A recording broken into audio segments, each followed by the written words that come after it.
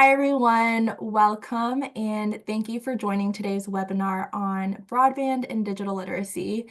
I'm Heather Hostettler. I'm a senior policy analyst at ExcelinEd, where I help lead our digital work. And I'm very excited to be joined by an expert panel. We have Drew here, and Erin will be joining us very shortly. And we're going to be discussing these topics and really digging into why this conversation is so important, especially right now. So before we begin, I'd love for Drew to introduce himself, so I will pass it over to you. Yeah, thanks, Heather. My name is Drew Garner. I'm with the Benton Institute for Broadband and Society. We are a nonprofit that has been working to advance fast, affordable, reliable, scalable communications networks for the past 40 years. We're currently very busy, as I'm sure you know, thanks to a lot of the programs that were passed during the pandemic. So our focus is both on the federal telecommunications policy, so that's the FCC and the NTIA, or the National Telecommunications and Information Administration, and then also at the states, where for the first time, kind of ever, every state is in the process of building out its own network to reach every single household in the state. That's me. Thanks, Heather. Thanks, Drew. So grateful that you can be with us. I know it's a very busy time right now, so thank you for being here. Quick reminder to our audience, please feel free to drop any questions you have throughout the session in the Q&A. We will save some time at the end to address those. So I would love to set the stage by kind of looking at the bigger picture, Drew. I know that there's a lot happening, and it would be great to hear from you about the current state of broadband, especially in light of recent federal changes and updates. What is your take on where things stand right now? Yes. A very timely question, because this week alone, we had a Supreme Court hearing about the future of the Universal Service Fund, which, as I'm sure many in your audience know, funds the E-rate program, which brings connectivity to schools and libraries. So that is hanging in the balance of a Supreme Court decision. Arguments were on Wednesday.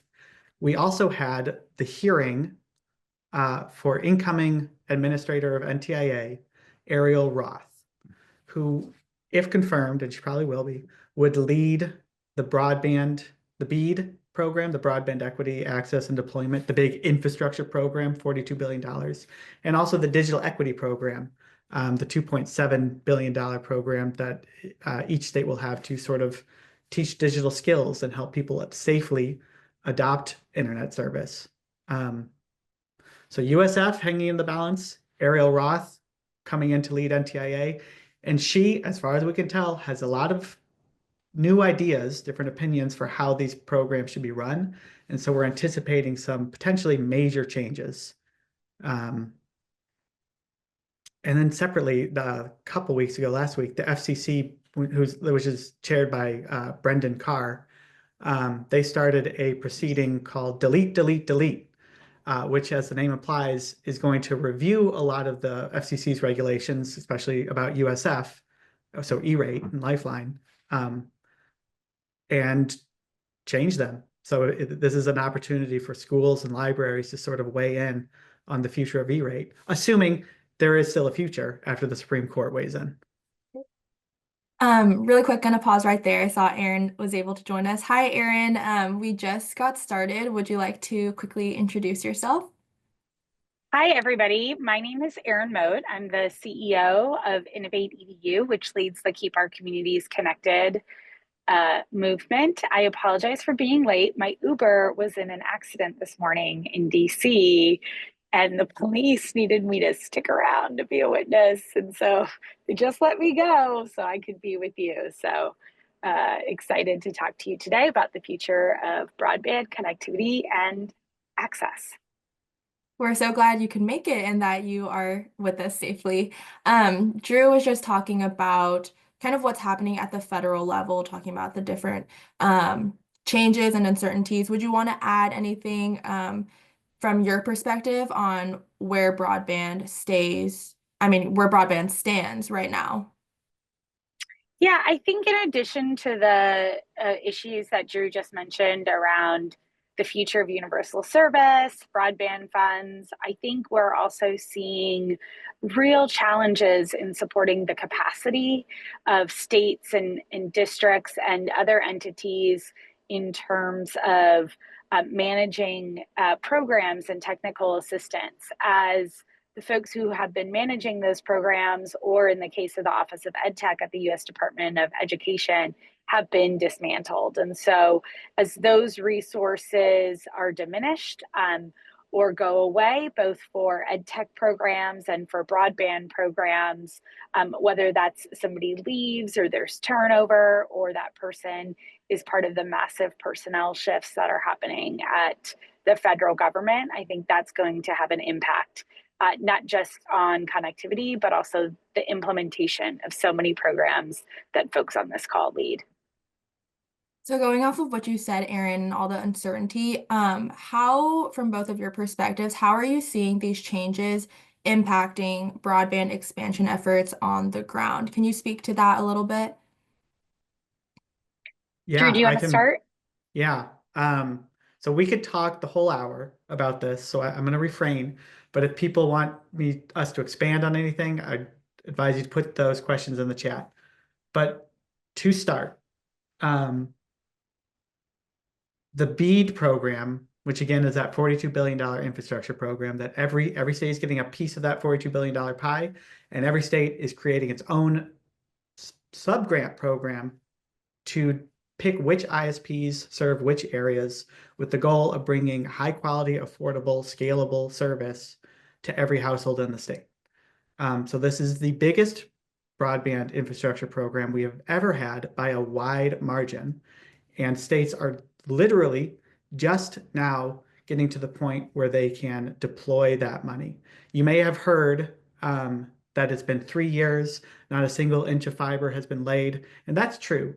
But those 3 years have been spent developing state capacity, where they've gone around, they've mapped every single location in their state, measured the level of service to it. They've had stakeholder meetings across the state to figure out what affordable means, what equity means, what types of technology they should use. And they've brought in a bunch of ISPs to sort of participate in this process, taken their feedback and incorporated it into those grant programs, which 33 out of 50 states right now are in the middle of picking which ISPs are going to build which projects.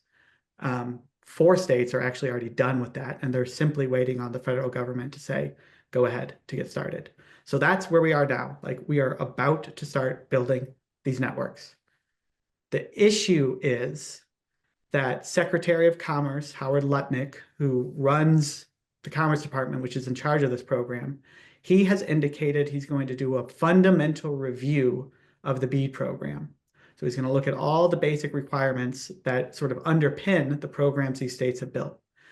Namely, those changes he's contemplating making are replacing the fiber infrastructure preference. So states are currently building out fiber networks. He's going to replace fiber with satellite. So Elon Musk's Starlink being the main example. But I'll note Amazon is also planning to launch their own. So it would be a major shift from fiber to satellite. They would also probably come in and remove the affordability requirements. So the ISP would no longer have to offer an affordable plan. They're also going to remove some of the municipal requirements to allow municipalities to participate, so muni networks. They're going to remove some of the climate impact studies, some of the workforce requirements, such as paying prevailing wages. They may narrow down the ability to use some of the funding for adoption and cybersecurity activities and refocus everything on just infrastructure. And there's a bunch of other changes too. But the main one, that fiber to satellite change, would basically undo most of the past 3 years of work and cause states to sort of start, not from the beginning, but they have signed a lot of agreements with ISPs about building these networks. And so if you ruin the scoring rubric on which you selected those ISPs, then like you invalidate the whole process, and so it could delay things by like a year or more. I will say they haven't actually yet made any of these changes. And we learned yesterday from Ariel Roth's hearing, nothing, honestly. Like to her credit, did not reveal anything. Her answers were either I will follow the law, but her interpretation of the law is that allows her to change everything, or also that once I get the job, then I will know what I'll do. So not too informative, except for the fact that she kept all her options on the table, and everything we've heard indicate that they are going to make massive changes. So if you know your state broadband office, now would be a nice day to reach out and give them some kind words and tell them that you appreciate the work they've done and will be there to support them whatever happens. There's a lot of other programs too we could talk about, but I'll stop there. Toss to Erin. Yeah, thanks. I really appreciate the specificity with which you're talking about BEAD. I think it's important for folks to be aware that what's underlying and underpinning those actions in BEAD were an executive order that President Trump put in place almost immediately, which paused disbursement of funds that were related to the Inflation Reduction Act and the Infrastructure Investment and Jobs Act. And so those are two places that this expansion of what was deemed in the previous administration Internet for All had funding that was substantially allocated to. And so as agencies sort through how to respond to those executive actions and those pauses, as well as some of the other directives that are happening around different types of programs, implementation programs, digital equity programs, other types of access and inclusion programs. It's important to know that agencies themselves are sorting this out right now as well, and that will have a trickle down effect. The other thing I'll just mention is, will also, people really matter here. The personnel matters a lot. I appreciate the points that Drew was making around could we read the tea leaves from the hearing yesterday. The other personnel that are really going to matter here are folks who are at NTIA and other agencies as we see those appointments come in. That'll give us a clue around some future directions. I do think that it's the right time to be in allyship with your state broadband office, with your program providers, and figure out a way that you can continue to prioritize access and inclusion and make the case in your community for increased funding or stable funding for connectivity related programs. So don't wait to do that, I think is one of the things that I would say right now. Is it's very important to not just wait for things to happen, but to be organizing, to be connecting, to be in allyship with other, folks who are both in education, but also in some of the related fields that this will impact: healthcare, older Americans, and so really being ready to mobilize should that need to happen. Yeah, one last point about why you should care if you care about education, and why you should act now. So I'm going to talk the difference between fiber and satellite internet is really important, especially for education. Fiber, I'm sorry if you all already know this and have heard it a million times, but if you haven't, fiber are like glass wires in the ground that carry information through waves of light. They have virtually unlimited capacity to transmit data, and they do it fastly and they do it reliably. And it can be affordable because once you build these networks, they last for lifetimes. Truly, they have their usable lifespan is 30, 50, 70 years. We don't really know yet because they were only started being built 30, 50 years ago. But anyway, fiber is the gold standard. That's what BEAD is currently designed to build in places that have never had internet before. Satellite internet, I want to start by saying it's really great if you have no other options. If you live out in the middle of nowhere and this is all you can have, Starlink is amazing, but it is not comparable to fiber. It is slow, relatively slow. The more people use it, the slower it gets. It has very expensive long-term costs, launching rockets, replacing satellites every 5 years. And those costs are passed on to the users in the form of much higher prices to subscribe. So like a very entry level fiber plan can be like $60 in rural areas. Um, and a Starlink plan is like $120 plus a $600 dish. Those prices are changing, but the fiber plan is cheaper and better than the Starlink plan. So if they make this, for an analogy, fiber is like a highway. Starlink is like a dirt road. You can build schools and towns and cities and hospitals at the end of a highway. You can't do that on a dirt road. Just like a dirt road, like during inclement weather, when there are clouds or if trees are in the way, like what I'm trying to say, Starlink service is not reliable in certain weather or if you have trees or anything obstructing the sky. I'm making this point right now. If they shift from fiber to satellite, and it looks like they're trying to do that, they will, one, give Elon Musk tens of billions of dollars. Two, they will provide unserved people with worse service that does not really support education, doesn't support healthcare, doesn't support entrepreneurship or business investment, doesn't support AI integration or any data intensive activities. So like that is what hangs in the balance.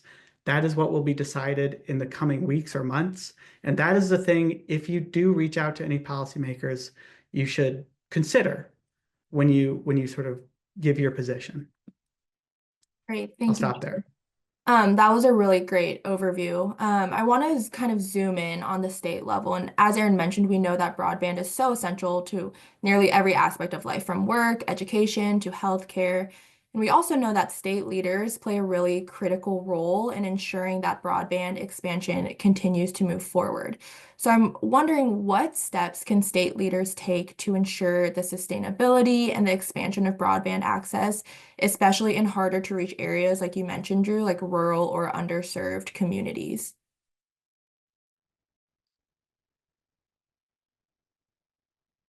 Yeah, I'll start. So, and I really quick, I just want to get to address something in the chat because I haven't talked about the digital equity programs. Um, those are also sort of on the chopping block. Um, for obvious reasons, they have equity in the name. So when you control F, the law, like these show up as a potential cut. I will say that these do not appear to be the main target right now. Everything I've heard is that NTIA is quietly making progress on these. Grantees are getting their money. States are able to draw down funding. States are changing the names of their program away from equity. Some states are even voluntarily returning those funds. But the threat currently is not coming from the administration. That said, hard to bank on that, but there is a lot of support for these programs in Congress. So quietly hopeful. But as for well, Erin, do you want to, I don't want to jump into states if you want to add anything. No, I agree that I think that we can be hopeful about that. And I think, we've seen actually, particularly in the House Energy and Commerce Subcommittee on Communications and Technology, frustrations maybe with implementation. And Drew, I think you were channeling some members who have expressed frustration and not a single inch of fiber has been laid, which is a really important critique for our audience to be aware of. But also, we need to help folks understand that any delay or revamping of requirements will only further delay the program's implementation. And I think there remains bipartisan support for the underlying intent of the program to continue to expand access, and to do that in a way that brings in older Americans, brings in folks who are living in rural communities. And so I remain also quietly hopeful, but I do think we need to communicate the message together as states that we're working on this, we're making progress, and that a change at this point will only further delay the types of implementation that folks in Congress and frankly constituents are asking for. Heather, to answer your initial question about what states are doing, I think it was what you had asked. So just to re-emphasize, like BEAD is the Broadband Infrastructure Program, and the Digital Equity Program.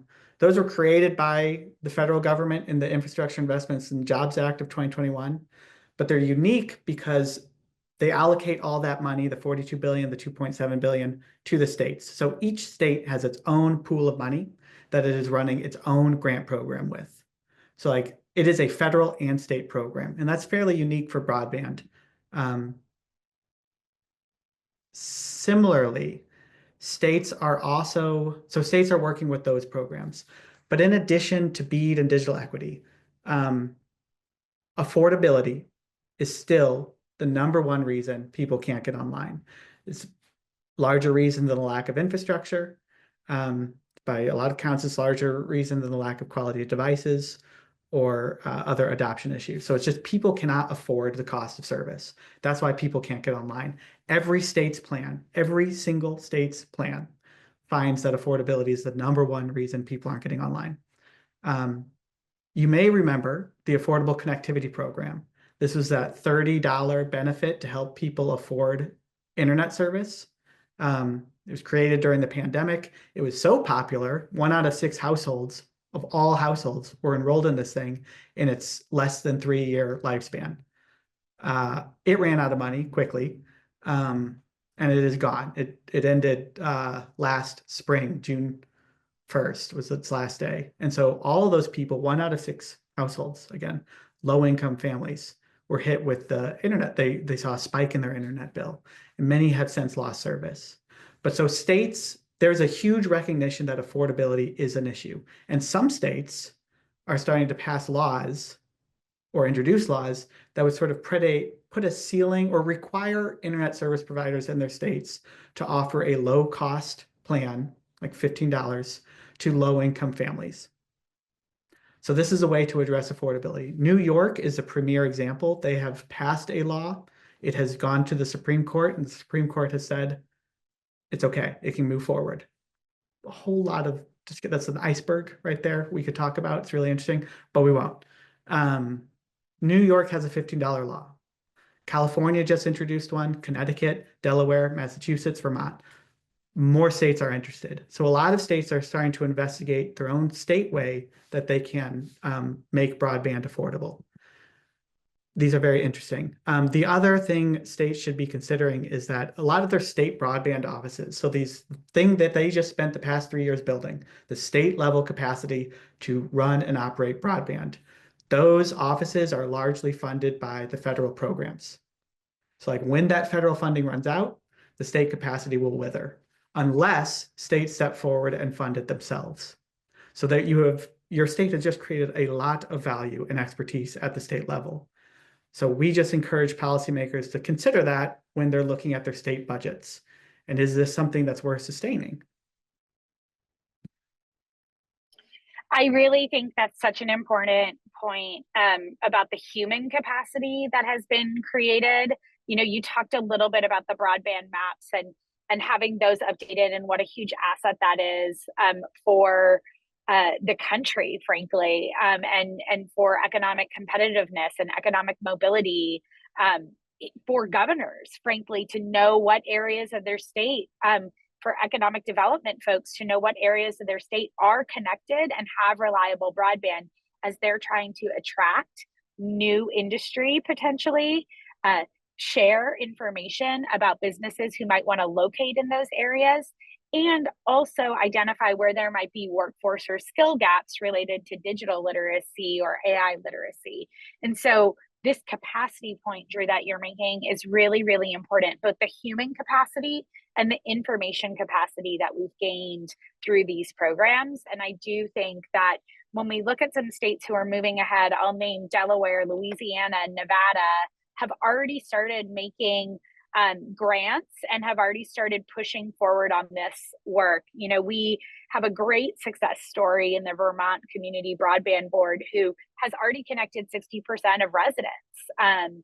And that's an incredible set of progress. And so the other piece you'll hear from me in terms of, you know, in addition to Drew's points around retaining the capacity you've built, making sure that you're diversifying the stakeholders who are talking about how important this connectivity is, not just for education and not just for workforce training, but for economic investment and economic mobility in the state, and really expanding who's on the team here in advocating for connectivity for all. I will also say that communicating about the successes that you're having and showing forward progress continues to be something that states can do.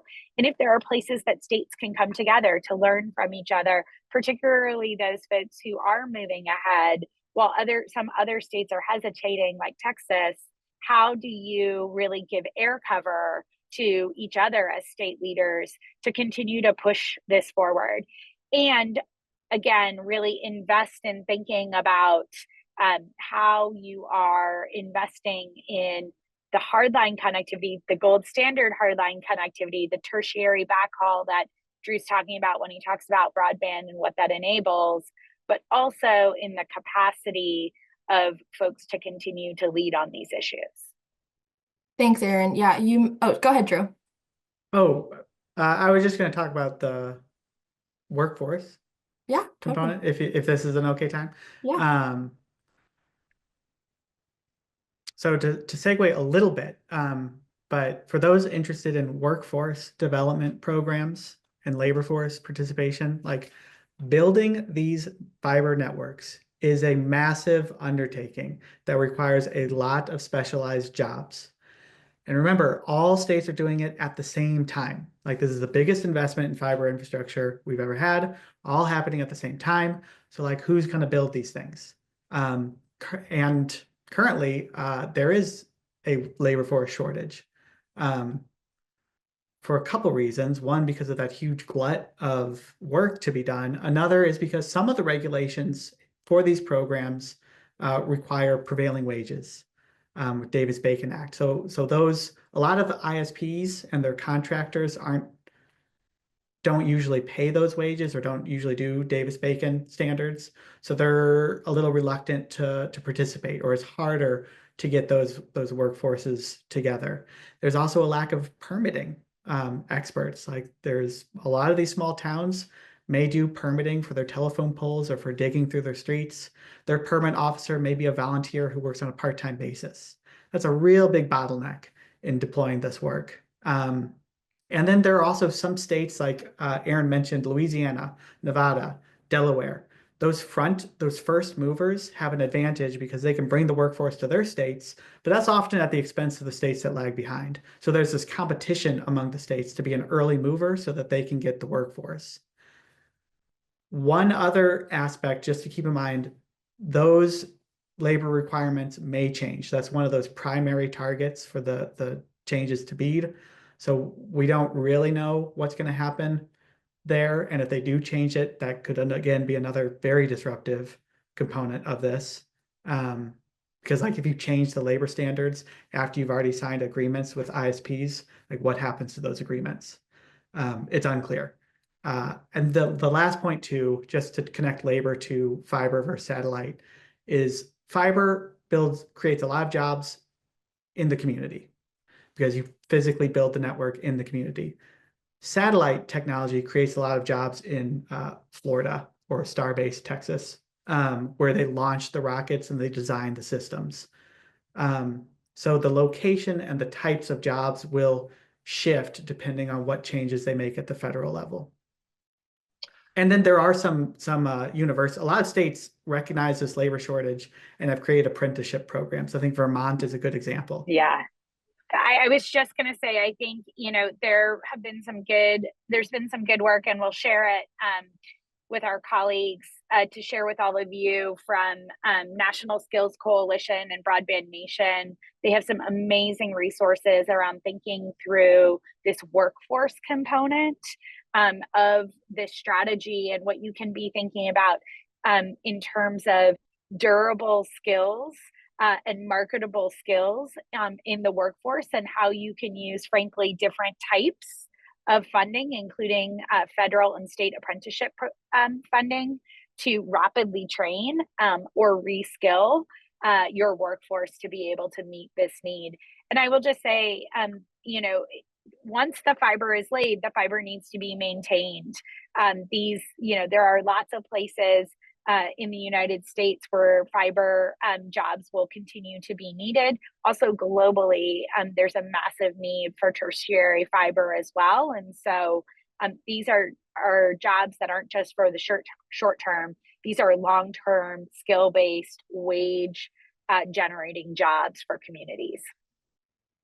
Yeah, both of you have mentioned how mapping issues, workforce shortages, and affordability are still key barriers for making sure that people have access to broadband. And I would love to know, what specific policy or legislative changes do you think are essential for states to drive the continued expansion of broadband? Are there immediate actions that state leaders who are in this work can take to improve broadband access in their communities?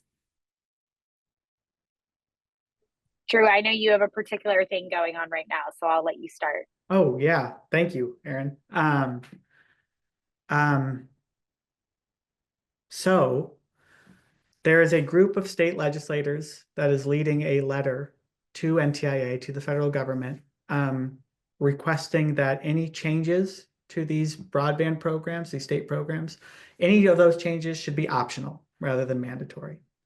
Optional changes would allow states to sort of determine which ones they want to implement while avoiding massive year-long delays, but also sort of like trimming the fat, maybe cutting some of the things that have been burdensome for them.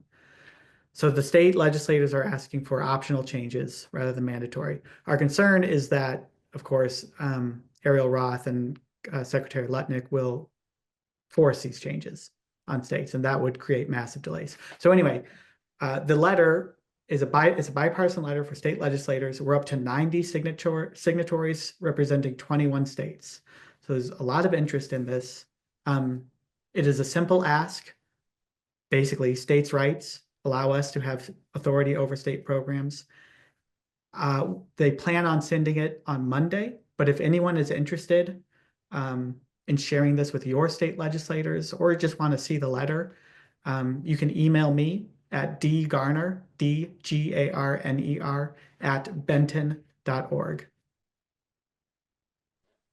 Yeah, and I just want to share our colleagues and allies at the National Governors Association just today released a really important brief about infrastructure and what governors are doing to support the expansion of critical infrastructure in their states. And, you know, I think it's really important to emphasize, as Drew did, that this is a bipartisan ask, that, you know, you have Kay Ivey and Andy Bashir talking about their success in broadband expansion, and Patrick Morrissey from West Virginia, who's really talking about that the work that they have done to really think about getting the highways, not the dirt roads, as Drew said, ready in their states. And so you know, I think continuing to take action, not wait, continues to be the thing I really, really want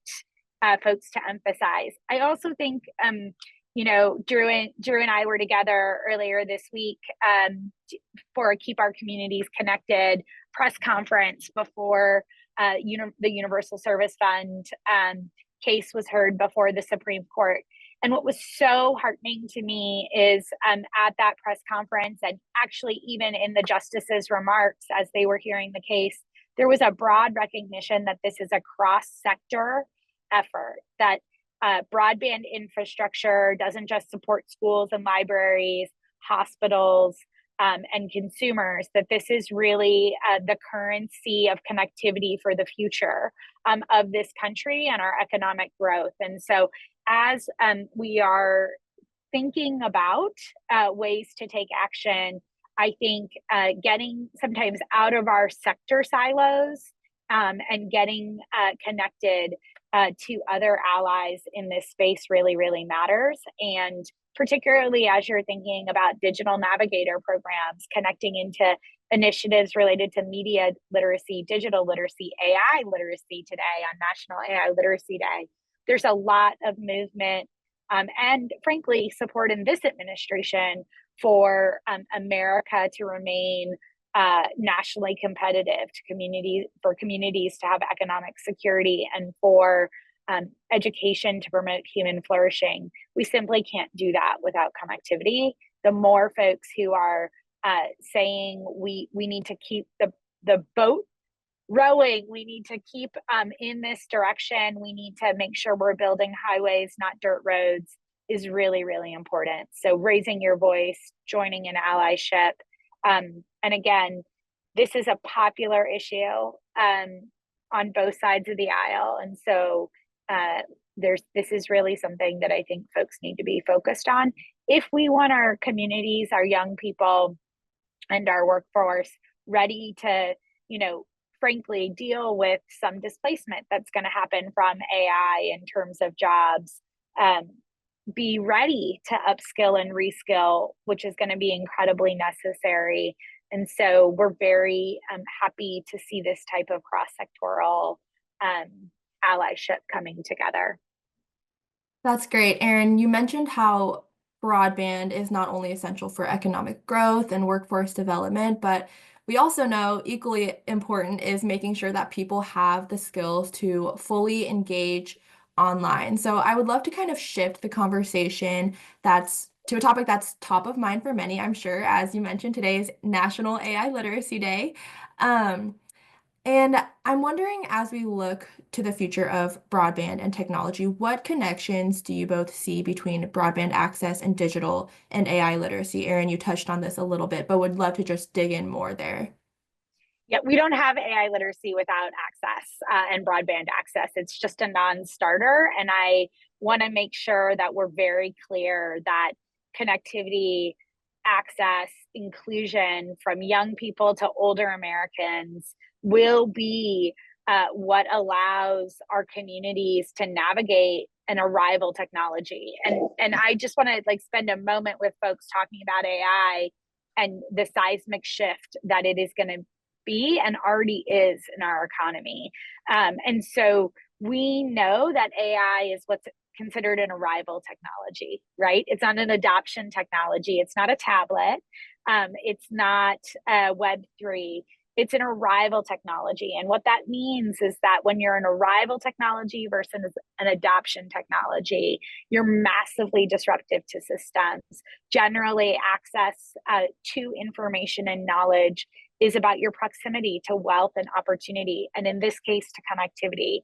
We see this kind of revolution happening in AI that's reordering different skills and jobs and competencies that are needed. And frankly, in a space where we haven't seen displacement before. I know this scares some people when I say this aloud, but I'm an enterprise architect and a coder. And I will tell you that I would be shocked if in 2 to 3 years, humans were still writing baseline code. The fast kind of adoption of AI for what we would consider, sort of entry-level coding skills, frankly, those jobs are being eliminated and have been eliminated. And so as we think about what we then need to do to get over that curve that we're going to see with an arrival technology, that automation curve, that reskilling curve that's going to be needed, we need folks to be literate in this technology. They need to know what it is, where it is around them, how it's being used, and frankly, what they need to build in terms of their human skills to be able to manage AI, to work on multiple cross-functional teams with AI to see AI integrated into their workplace. And so while the internet is the democratization of knowledge, AI is the democratization of expertise. And so you're going to need to be able to interrogate this technology. Because right now, when I talk to young people about AI, I tell them it's like talking to a really smart person that you're not sure if they're lying to you. And that's the skill you need to develop. You need to be able to figure out how to critically interrogate the information that you're getting and the synthesis that's happening, particularly around generative AI. And so why AI literacy, we think, is a foundational literacy.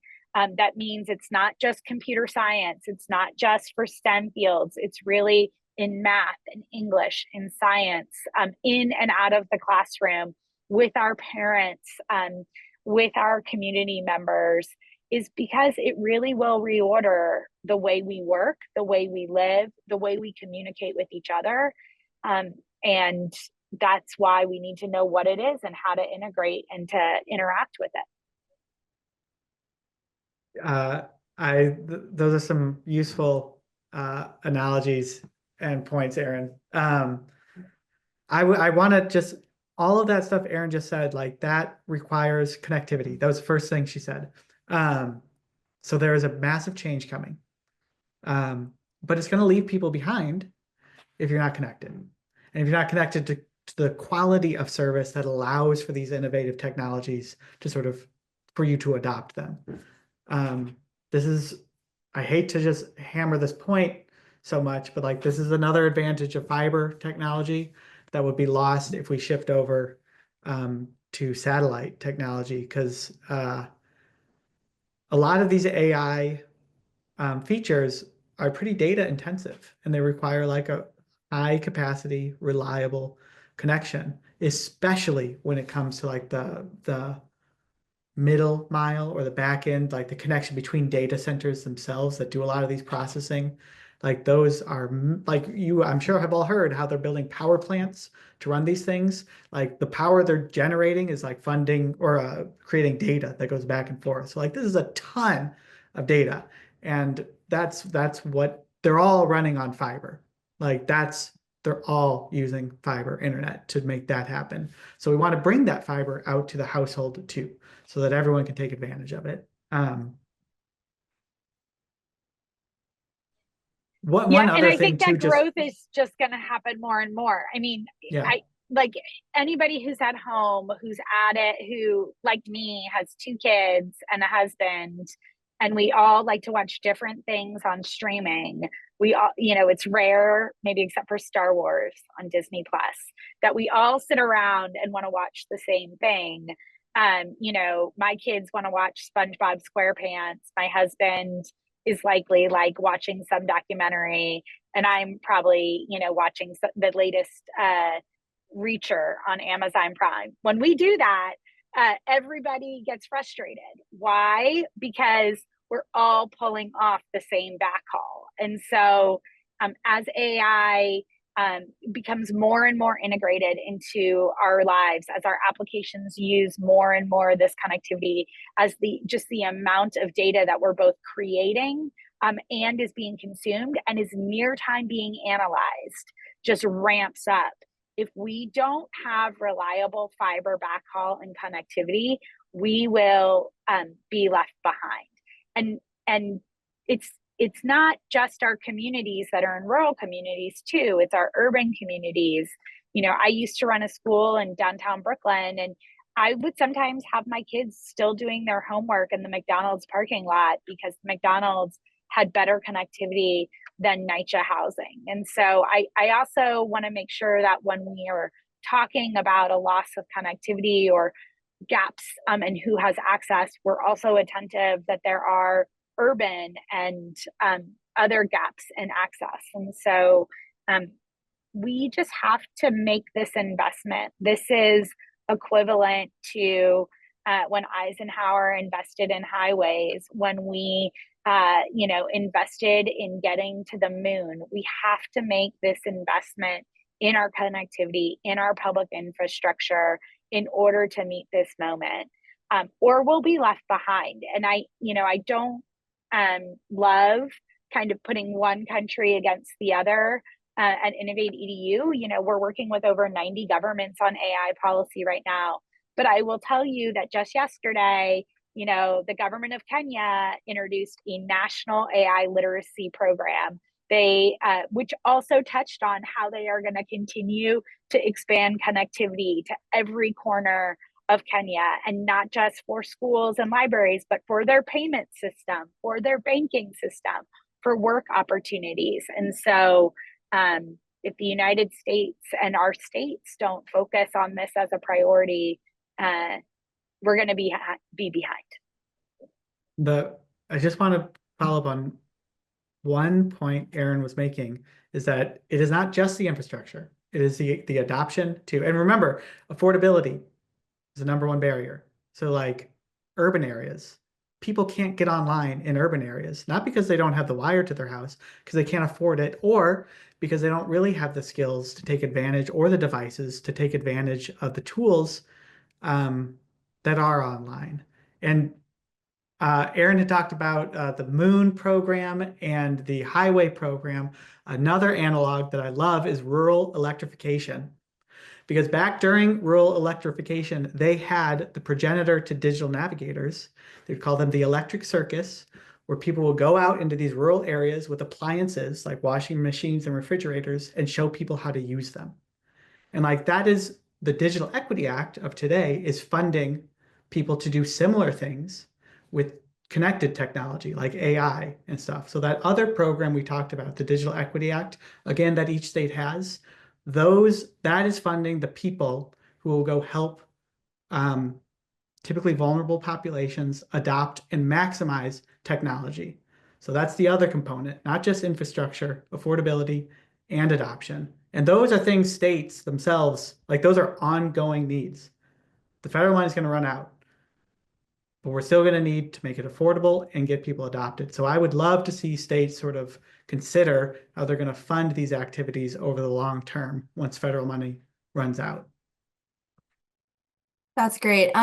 Going back to what you had mentioned, Erin, we know there's a strong emphasis on that students need to have these skills, right? But how do we actually, like, what steps can we take to make sure that students have the opportunities to develop these skills, particularly when it comes to AI? And can you think of any examples of successful state or district efforts to really incorporate AI literacy into K-12 education?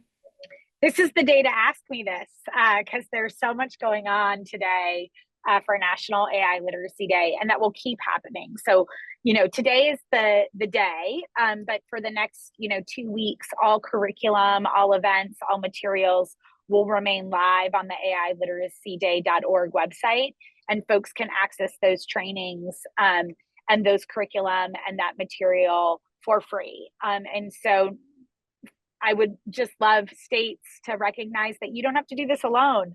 There's a whole community out there who is supporting you. There's organizations that are coming together. And frankly, there's industry who's coming together to meet this moment in terms of AI literacy skills, not just for students and not just for educators, but for parents. I do want to recognize a couple states. Colorado is just doing incredible work right now to support districts around, and frankly, like classroom teachers around getting themselves literate about this technology so that they can turn around and work with students, families, parents, and communities. And they're doing that through a massive virtual summit today in Colorado. Again, you need connectivity to participate in a virtual summit, just to tie that all back. But that type of service, that type of training, that not leaving every school district to solve it by themselves, I think is a really innovative approach. We've also seen that happen, not just for K-12, but also for workforce in states like Ohio, where there's been a real focus on the state's leadership on AI literacy, how they use their convening power as a state to bring the education folks together with the economic development folks, with the labor and workforce folks, to have a comprehensive state strategy when it comes to digital literacy and AI literacy. And then I'll name there's a number of bills that are working their way right now through state legislatures, from Utah to New York, to Connecticut, to Maryland, that are really looking to bring together resources, so actual dollars, professional development, curriculum and training, expertise, and really thinking about that implementation of these skills. I would also just mention that while it's critically important for folks to understand and to build AI literacy, it's also really important to name that the skills that employers are looking for right now are also essential human skills. So, I was just at WEF and had the World Economic Forum and had the opportunity to facilitate a roundtable with, large global CEOs. And that's a daunting task often. But one of the things that they all agreed was going to be really important over the next, 2 years, 5 years, 10 years, is how you work in multiple multifunctional teams, how you are a critical thinker, how you are able to engage in discourse and dialogue. One of the things that I thought was so fascinating in that discussion is how do we build the skills of our young people right now who are used to curating the perspectives they have, the social media they consume, the news that they consume. They're sort of they've been raised in a hyper curation time to actually consider different viewpoints, to engage in discourse and dialogue. You can do that with a chatbot, but that's not actually the thing.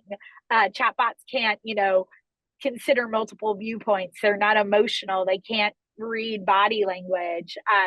And so your ability to engage in the workplace and in the workforce is going to be coupling these AI literacy, digital literacy skills alongside traditional academics and knowledge, and the fundamental human skills that will make you able to navigate, I think, what will be, disruption. And that's what I'm thinking about as a mom of 2 kids who are under the age of 10. How do I make sure that Robert and Claire have the skills to be able to navigate uncertainty? How can they think about their resilience, and how do they work well with their peers and with others to communicate their ideas and be known?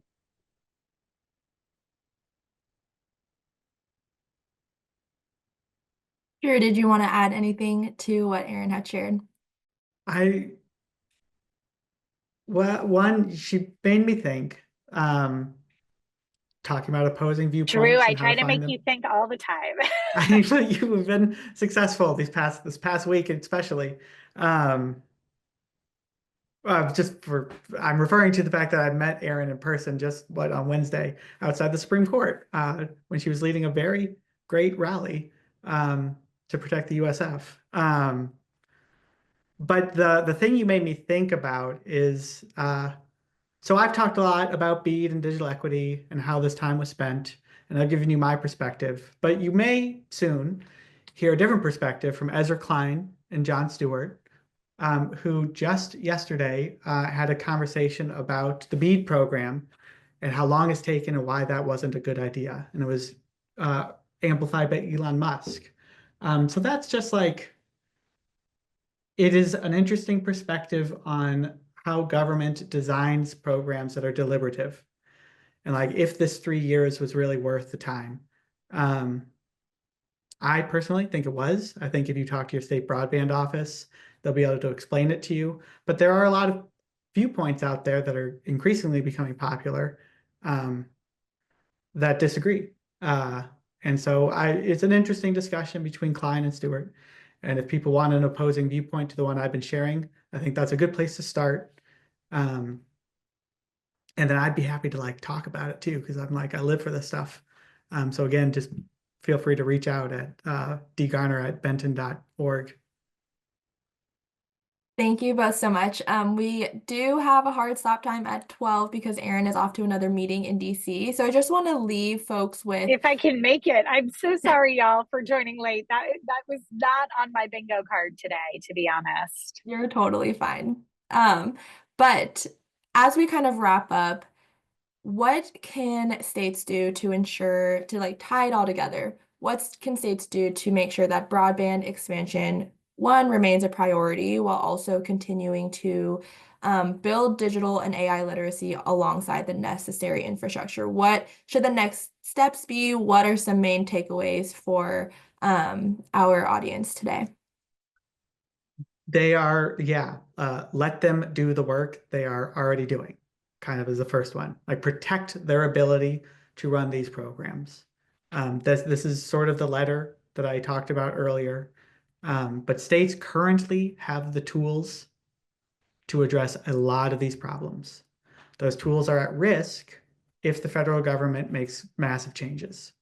Um, so protect the tools states already have, and then continue to invest to make sure those tools remain for the long term.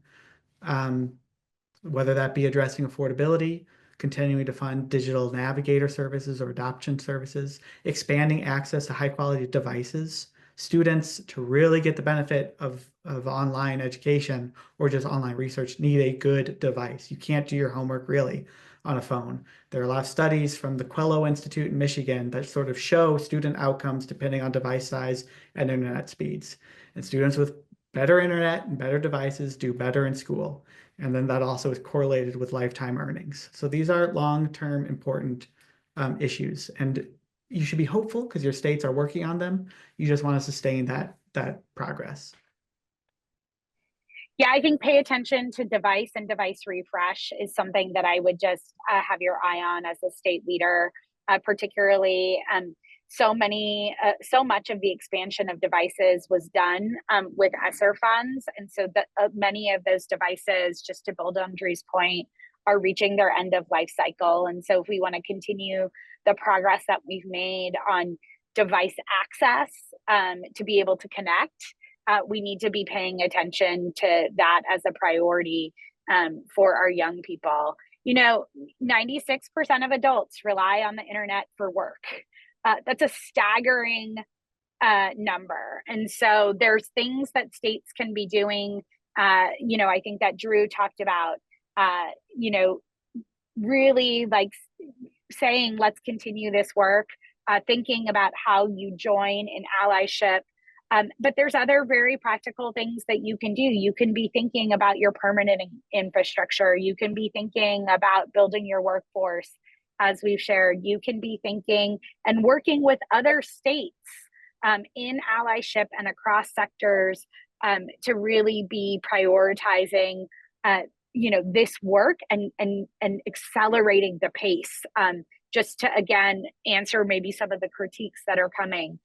Pay attention, I think, to if there's in your state, if there's a desire to support things like tax incentives for broadband equipment and that type of thing. We are seeing that as an organized, as sort of an emerging trend in the state policy space. And then finally, I will say that no one state should just do this all by themselves. That like there is a powerful network here in this network. There's a powerful network in National AI Literacy Day. There's a powerful network in Benton. There's a powerful network in Keep Our Communities Connected or National Digital Inclusion Alliance. I could go on and on and on. So if you have a question, if you have a need, I think reach out and see who else can help. How do you use a networks of networks approach to share this, to share the burden of whether that's building an AI literacy curriculum or that's solving a workforce challenge related to how you're going to get this fiber laid? We can do this, but we need to do it together. That's great. Thank you, Erin. And we are right at about time. So this has been a fantastic discussion. Thank you so much, Drew and Erin, for making the time to be with us. Thank you to our audience. I hope you have a great Friday and a wonderful rest of your weekend.